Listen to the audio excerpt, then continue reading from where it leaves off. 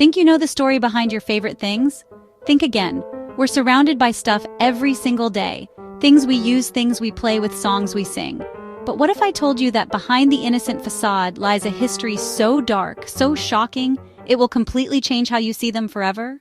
Alright, first up, we have a song that almost every single person watching this has sung as a kid, Ring Around the Rosie.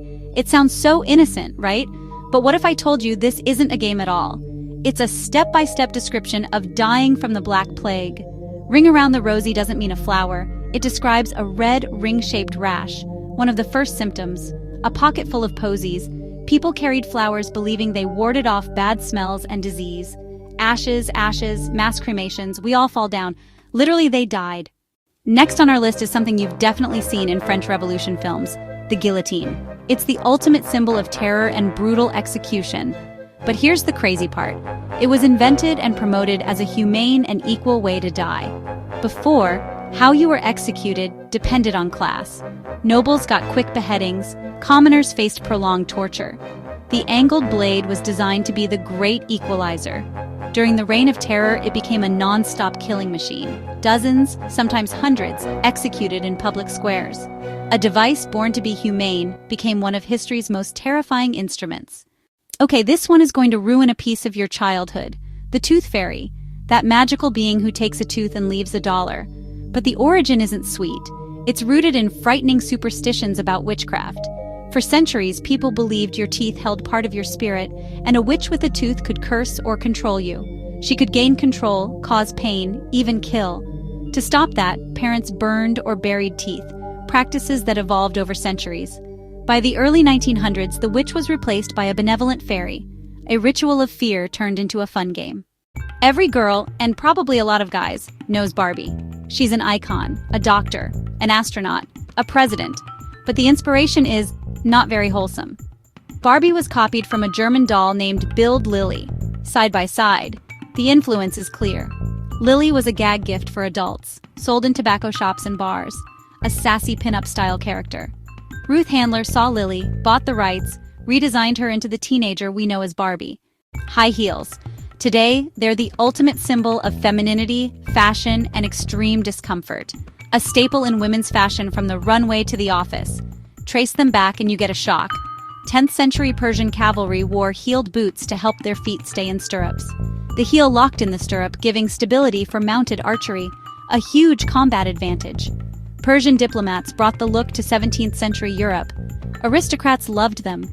For a while, both men and women wore them. Later, men abandoned them and heels became exclusively associated with women. The teddy bear, the ultimate comfort object. It's the story everyone knows, named after President Teddy Roosevelt. During a 1902 hunt, Roosevelt refused to shoot a tied, injured bear. A cartoonist captured it. A toy maker made a stuffed bear. That sanitized story leaves out the brutal context. Bear baiting and blood sports were rampant. Bears chained and attacked by dogs for entertainment. People bet on these spectacles. It was gruesome. So while Roosevelt's refusal was compassionate, the teddy bear it inspired sanitizes a world filled with animal torture. The cuddly toy in your bedroom is a distant, sanitized relative of a brutal past. Monopoly, the game that probably started more family fights than anything else. The goal seems simple.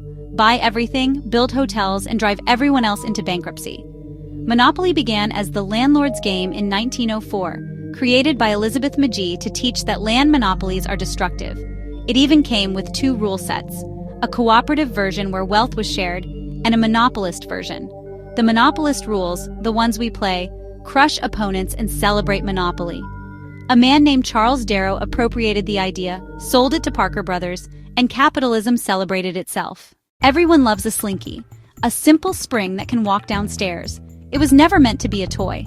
It was discovered by a naval engineer during World War II. Richard James was working on springs to stabilize ship instruments. In 1943, he knocked a spring off a shelf. Instead of clattering, it walked across books to the floor. He saw toy potential, demonstrated in a department store, 400 sold in 90 minutes.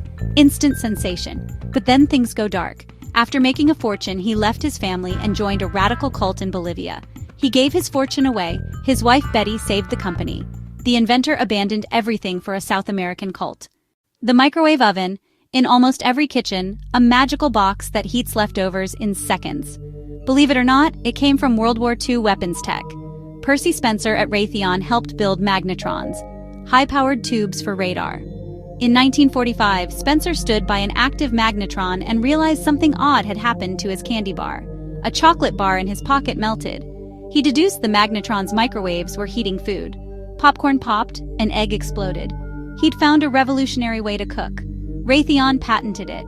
The radar range stood 6 feet tall, weighed 750 pounds, cost $5,000. It all started with a melted candy bar and a weapon of war.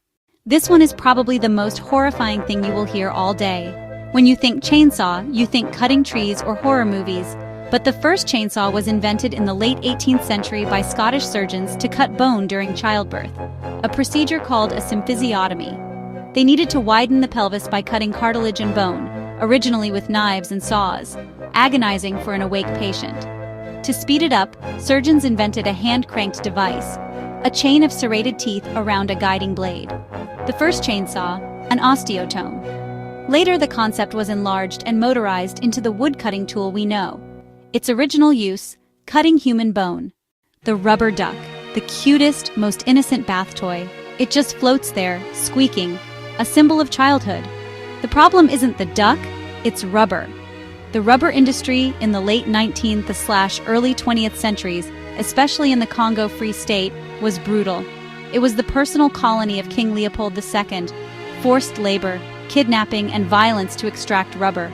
Villages burned, families mutilated if quotas weren't met, hands and feet amputated as punishment. It's estimated up to 10 million Congolese died.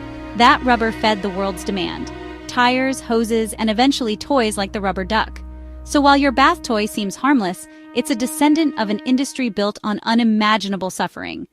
Okay, last one. That tinkling melody of the ice cream truck, pure joy and summer. The most common tune is Turkey in the Straw. That melody was used in 19th century minstrel shows, songs like Zip Coon with horrific racist caricatures. Minstrel shows mocked black people with grotesque caricatures and offensive lyrics. The tune went nationwide. Ice cream vendors used popular minstrel tunes to sell to neighborhoods, and the racist lyrics were later forgotten. That happy song that makes kids run is the same tune used to promote vile stereotypes. You will never hear it the same way again. And there you have it, 12 everyday things you will never see the same way again. From a nursery rhyme about a plague to a children's toy with roots in a racist song, these secret histories are crazier and darker than you could imagine, replaced over time by cleaner narratives. I spent an insane amount of time digging these up, so if you learned something, please destroy that like button and subscribe. Subscribe for more crazy videos coming soon. Which of these shocked you the most? Let us know in the comments. Don't forget to subscribe. See you in the next one.